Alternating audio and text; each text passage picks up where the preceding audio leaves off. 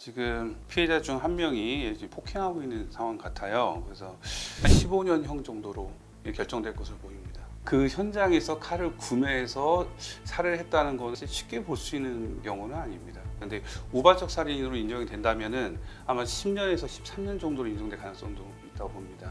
피해자의 책임도 분명히 경합이 된 걸로 보이긴 해요.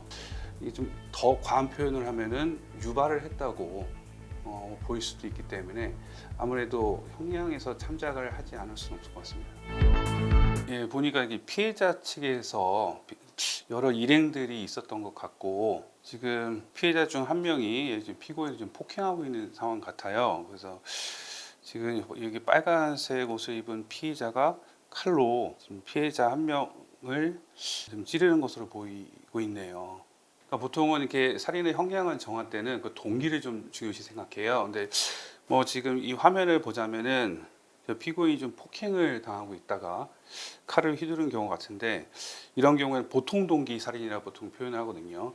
이런 경우에는 기본 형량이 10년에서 16년 그 사이 정도 정해질 거고 뭐 이제 재판 과정에서 뭐 합의를 한다거나 아니면 뭐 진지한 반성의 모습을 보인다거나 여러 가지 사유가 있겠지만 일단은 가중 강경 사유가 없다고 뭐 가정할 때는 뭐 제 생각에는 한 15년형 정도로 결정될 것으로 보입니다.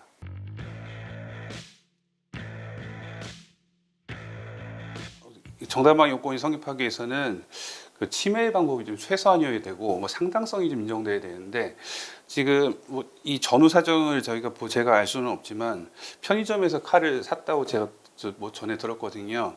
뭐 경찰한테 신고한다거나 뭐 도주를 한다거나 뭐 다양한 방법이 있을 텐데 이게 칼을 들고 가해를 했다고 한다면은 정당방위를 보기는 좀 어려울 것 같습니다.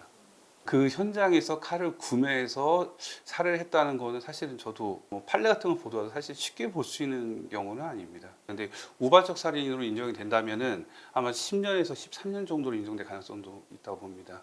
피해자의 책임도 분명히 경합이 된 걸로 보이긴 해요. 피고인이 피해자에 대해서 뭐 살해 결의를 가지고 찾아가서 살해를 한 케이스하고는 분명히 다른 경우죠. 이런 경우에는 피해자 책임도 경합이 됐고 이 좀 더 과한 표현을 하면은 유발을 했다고 보일 수도 있기 때문에 아무래도 형량에서 참작을 하지 않을 수는 없을 것 같습니다. 예, 맞습니다. 지금 여기 피해자 측에 여러 명이 있는 것으로 보이는데 CCTV 상에서는 정확하게 나오지는 않아요. 근데 여러 명이 이제 이 피의자에 대해서 폭행을 했다면은 폭처법상 공동상해의 죄책을 지지 않을까 싶습니다. 정당방위 주장하는 사람 입장에서는 자기한테도 어떤 그 공격성을 보였냐, 뭐 그것을 좀 기준으로 보는 거겠죠. 그러니까 최소한의 방어 행위 정도면은 정당방위가 인정되겠지만 나도 맞은 것에 대해서 반격을 하겠다. 뭐 그런 고의를 가지고 의사를 가지고 상대편에 대해서 가해 행위를 한다면은 정당방위는 사실상 어렵습니다.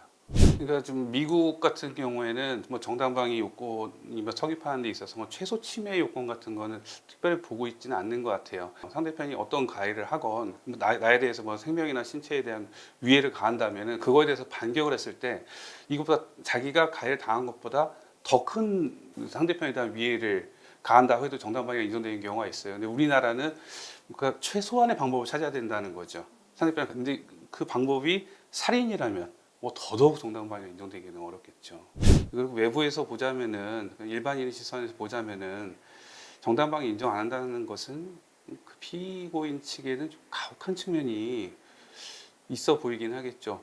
근데 더 최소 침해의 원칙, 내가 할 수 있는 그 상대편에 대한 최소한의 뭐 침해 방식으로 방어를 했다면야 정당방위가 인정이 되겠지만 그 여자분도 제가 그 자세한 사실관계는 모르겠습니다만 수사기관의 도움을 요청을 한다거나 아니면은 그 자리를 피한다거나 이혼소송을 제기한다거나 하는 방법이 있었을 텐데 그 방법을 택하지 않고 배우자를 살해하는 방법으로 이제 그 상황을 모면하려 했다는 거는 정당방위가 인정되기가 어렵죠. 일반인이 보는 법감정과 실제적으로 법을 적용을 하시는 판사님들의 입장은 다를 수밖에 없지요.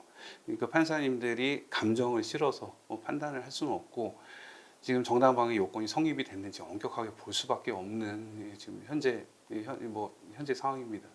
그 일반 시민들 입장에서는 그 사건의 내용만 보고 판단을 하시고 뭐 더 중한 판결을 해야 되지 않느냐라고 말씀하신 경우들이 많긴 한데, 이게 그 사건을 파악하다 보면은 그 피의자들 혹은 피고인들이 말을 하고 싶어도 더 큰 비난을 받을까봐 참아하지 못한 얘기들이 있어요. 양형위원회의 양형 기준이 있기 때문에, 예를 들어서 부양할 가족이 있다던가 뭐 진지한 반성을 한다던가 뭐 이런 부분에 대해서는 그 외부에서는 보이지 않는 경우죠. 근데 이런 거를 변호인들이 조합을 해서 이제 주장을 해주고 하면은 판사님들이 판단을 안 할 수가 없습니다. 그렇기 때문에 일반인들이 생각하는 그 형량 기준과 이 법조인들이 생각하는 형량 기준은 아무래도 좀 차이가 있을 수밖에 없죠.